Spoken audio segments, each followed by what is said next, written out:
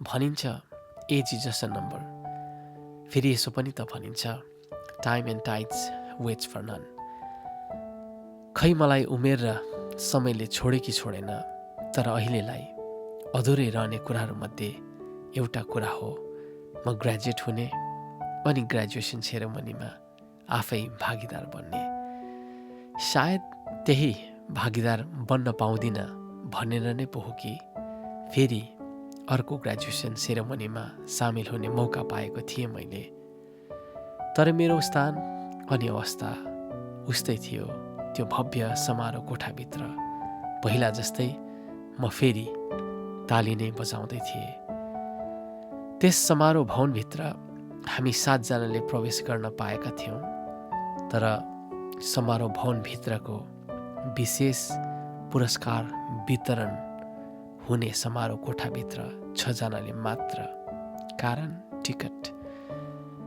त्यस विशेष पुरस्कार वितरण समारोह कोठाभित्र हामी 5 जना, जसमध्ये म एक थिएँ, ताली बजाउन त केवल 1 जना मात्र पुरस्कार वा इनाम पाउन प्रवेश गरेका थियौँ।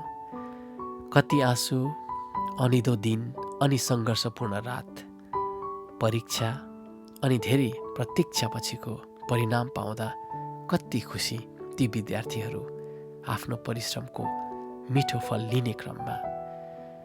त्यो समारोह प्रक्रिया, ती विद्यार्थीहरूलाई हेर्दै यी कुराहरू सम्झदा आँसु झर्छ कि भनेर आफैलाई सम्हाले।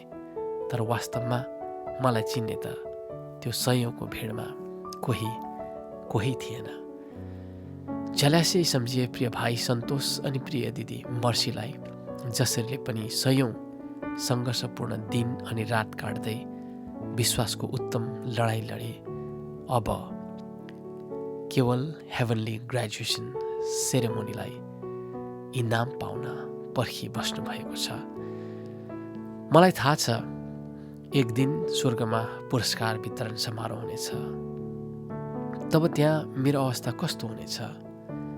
उद्धार मुक्तिको टिकट लिएर स्वर्ग त पुगौँला, नाम बोलाएको, ताली बजाएको, पुरस्कार पाएको पनि मैले सुनौला।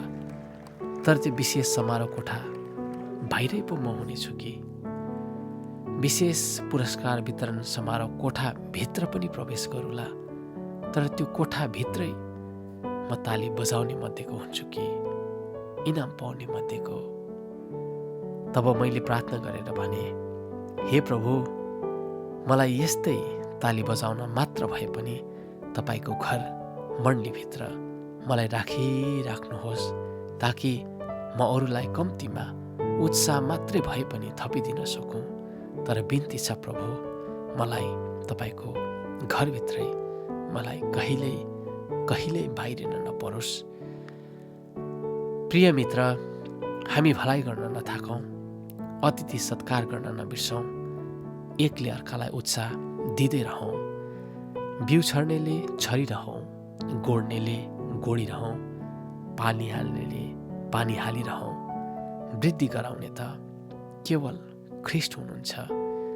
आनन्द मनाउनेहरूसँग आनन्द मनाऊ, रुनेहरूसँग रौँ।